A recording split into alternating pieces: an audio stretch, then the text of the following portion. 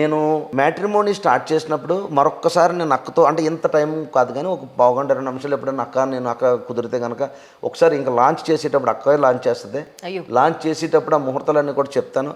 So ఆ టైంలో మాత్రం ఫ్రీ కన్సల్టేషన్సే ఉంటాయి. అంటే మీరు రిజిస్ట్రేషన్ ఫ్రీగానే ఇవ్వచ్చు. ఓకే. మీరు డేటాస్ ఏదైతే ఉన్నాయో బయోడేటాలు అన్నీ ఫ్రీనే.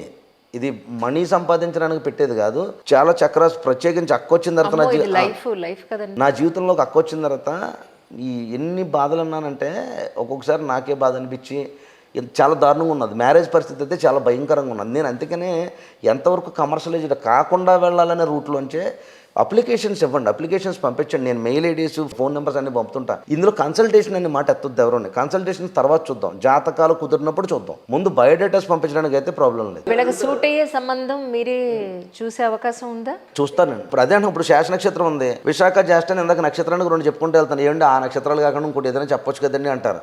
ఇప్పుడు ఇలాగ అందరూ డేటా పంపించగలిగితే నా దగ్గర నుంచి కూడా మీకు సంబంధాలు వస్తాయి. దానికి నేను డబ్బులు తీసుకోవట్లేదు. ఈ విషయాన్ని గుర్తుపెట్టుకోండి. కమర్షియలైజ్డ్ ప్రాసెస్ కాదు.